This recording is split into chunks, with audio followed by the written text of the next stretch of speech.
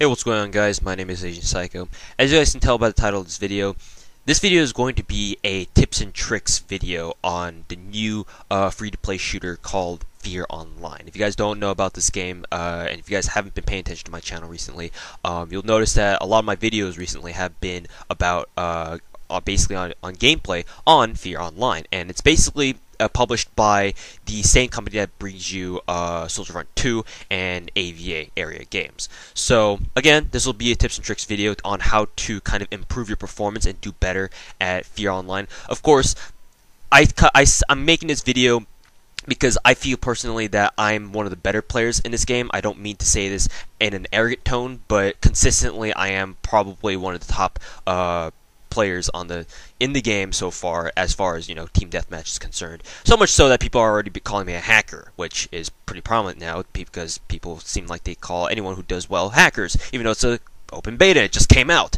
So yeah, hopefully you guys enjoy the video, and hopefully this video teaches you a lot of things that will ultimately better your game in F.E.A.R Online. So the first tip that I have for you guys is buy an AK-47. The reason for this is because the AK-47 is arguably the most broken gun in the entire beta. And the reason for this is that you can just take a look at its stats. It deals more damage per bullet than any other non-sniper weapon, and its rate of fire is, although it's slower, than you can notice that it's slower than M4 or any other assault rifle, it's still fast enough to a point where its overall DPS is much greater than any other assault rifle in the game. Like, I think the AK-47 deals like 43 damage, whereas only like the M4 only deals 33, and like the G3 or the G36 only deals like 30, and all the other assault rifles can basically go suck a dick because they don't hold a candle up to the AK-47. The AK-47 is dominant. You'll notice that in F.E.A.R Online, all the good players will always use the AK-47, and they will rarely stray or deviate from it because it's just that good. So once again, if you want to make a new account and just do as well as you can, right off the bat, don't do anything else, buy the AK-47. Or either that, or buy the patent AK-470 or whatever that special weapon is called that you can make in the crafting section. Buy that, because I'm pretty sure that gun is also very similar stat-wise to the AK-47. So either get the 470 rifle that you can buy, that you can craft and buy in the crafting section of your inventory, or you can buy the AK-47. Either of those guns will suffice, and they should do the job pretty well. So now that you've done that, again, buy the AK-47.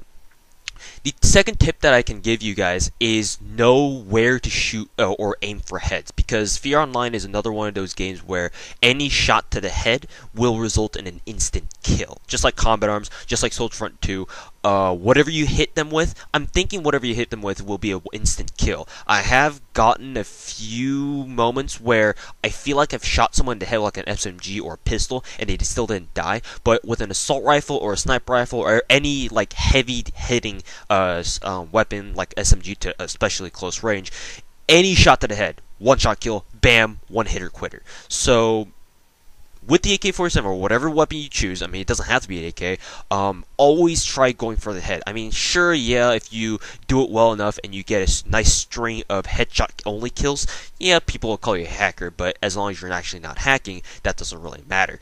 What matters is that you need to get nice quick kills with whatever weapon you're using and aim for the head. Obviously, that's going to have to take a few, hours to get used to if you're not, like for someone like me, who in other games like Combat Arms, I don't really go for headshots too much. But in Soldier Front 2 and F.E.A.R Online, where headshots are a lot more important, it seems like, I've kind of learned to start aiming for the head a lot more. Unless I'm using sniper rifles, then it doesn't really matter, because most of the time, wherever I shoot them in, they're going to die in one shot. So if you are not using a sniper rifle, always go for headshots. Always, always, always. Because it's going to kill them much faster than if you were just to go for normal body shots. Obviously, one shot kill is a lot easier to get than, 3 or 4 shots to the body. And, it's just going to save you a lot of time.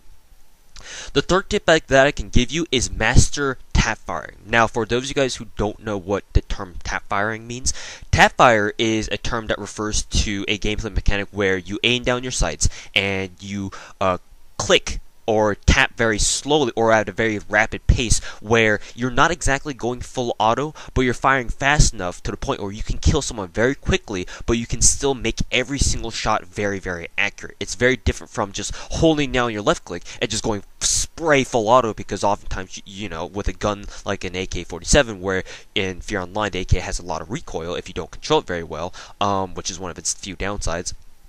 Your shots are just going to go all over the place, and the view kick on the AK-47, especially when you have a sight like the ACOG sight, like the sight that I like to use a lot, it's going to screw up your aim a lot. And while it does maintain a degree of accuracy, it's a lot better just to tap fire and make sure you control your fire control. Control your fire control. I hope that makes sense. So that, you know, you can kill people very quickly while still conserving ammunition and, you know, making sure your bullets go to the same place that you want it to every single time that you fire your weapon. So tap firing is very important to learn, because you'll need that for longer range games like mid-range, long range, or if you need to, you know, if someone's hiding behind cover, a lot better just tap fire them to death and put a bullet into their head rather than just go spraying full auto at them and hope that one of them strikes them in the head or gets a lucky shot on you and you kill them. Typically speaking, tap firing is a lot better for that. So if you guys don't know what tap firing is, you guys haven't learned, or, you know, you guys don't really bother tap firing, you should probably try it out, because at longer ranges it's a lot better than just spraying wildly and hoping you get a kill somewhere here or there at long range. The fourth tip, I think that's the fourth. This is the fourth tip, yeah. The fourth tip that I can give you guys is for maps like Hospital, or just any map in general, stick towards the outside of the map. Unless you're playing on a map like Daytime Mansion, where basically any place you go, because see, a map like Daytime Mansion has 3 basic lanes and areas: left, middle, and right. The thing is about Daytime Mansion is that any place that you go, I would say the middle is actually the most secure way, because that's the most confined and kind of choke-oriented area where you can lock down places of the map very, very easily, whereas the right side or the left side lanes of Daytime Mansion is a lot more hectic because it's a lot more open. People have a lot more chances to get lines of sight on you so that they can shoot you and you can't shoot back in time. So, excluding maps like that, I'm thinking of maps like Hospital, where, you know, if you guys haven't played on Hospital, then you probably haven't played the game enough. But for maps like Hospital, you always want to stick to the outside of the map. Always scurry along the sides. Never go out into the middle, because it's very easy for you to get picked off by snipers camping in spawn, or just hanging out, you know, like I advise, along these sides of the map. Sides of the map are the best way to go, unless, you know, you're playing like a map like Daytime Mansion, or possibly even Daytime Rooftops, because those maps are very lane oriented. Hospital isn't necessarily lane oriented, it's just a massive, you know, I don't want to say this, but it's a massive clusterfuck. It's you do have set spawns, but you don't necessarily spawn in the same place every single time. I thought it had dynamic spawns at first, but now that I realize it, each side kind of has their own spawn locations, but you just happen to spawn in different areas of, you know, your spawn locations, like either first floor,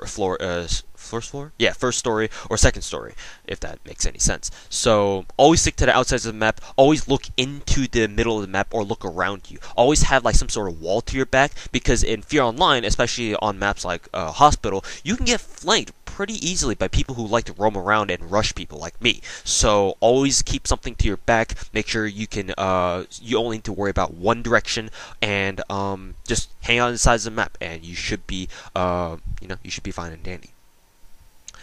As for the final tip that I can give you guys, just play smart.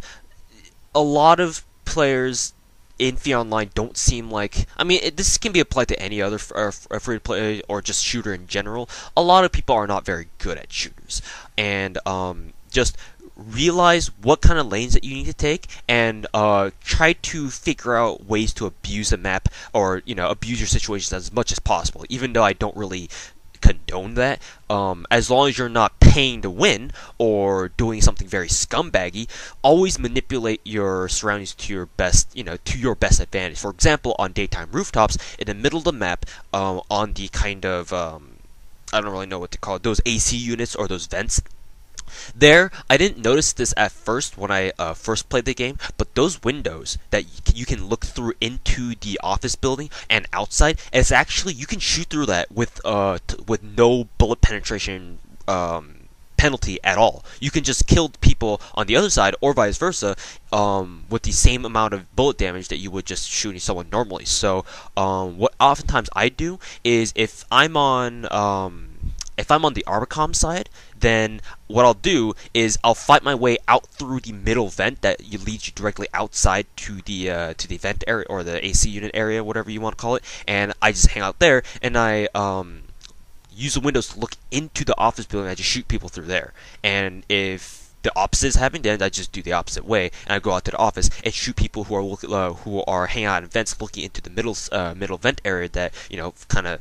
You guys probably know that choke point if you guys have played Daytime Rooftops at all. What I'll do is just go out to the office building and just shoot people through the window if I can see them. Just, you need to use little tricks like that, and also no nade spots. There are always these good nade spots on certain maps that will almost always get you 1, maybe 2 kills. I've gotten a lot of kills on Daytime Rooftops with nades when I go out through the middle of the map and then just toss a nade down the middle corridor. It's a pretty popular choke point, so tossing a nade down there. I've also been killed by lots of nades while I was hanging out there too, so it's always a good nade spot to have.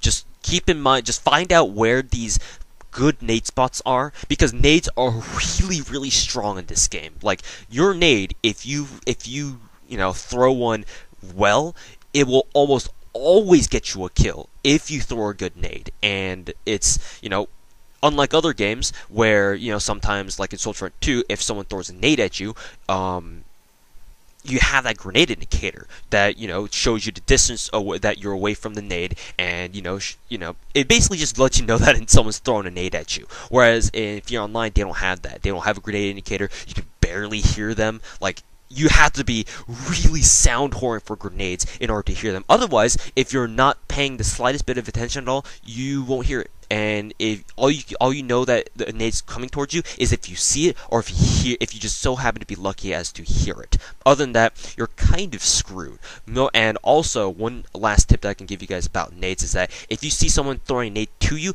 run away from the nade by running forward. Like, for example, let's say someone has a nade and he throws it at you. Like, you see the nade coming towards you from your front. Run forward instead of running backwards, because typically what happens if you're online is that for grenades, they're rolling, I guess you could say, the rolling physics is that when they bounce off something, they continuously roll the direction that they've been thrown in. So if you were to back up, you're basically backing up right into the nade, and you'll probably kill yourself. So whenever someone throws a nade at you, run forward. Never run backwards, because most of the time you're going to find yourself dead by the nade itself if you run back, as opposed to if you run forward. Again, it doesn't work all the time, but it should work most of the time. Anyways, thanks for watching, guys. This is the tips and tricks video for F.E.A.R Online. Hopefully this has helped you guys out a lot.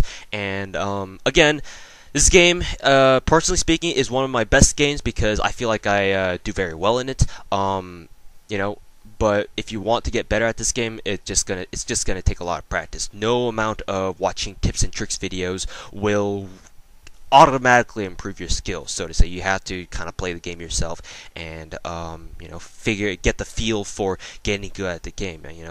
I can't just sit here and just tell you guys, oh, just follow my instruction, you'll be better at this game automatically overnight. No, that's not how it works. You need to have the natural talent for first-person shooters and figure out how to get better at this game like very quickly, kind of like how I did, and get acclimated to it.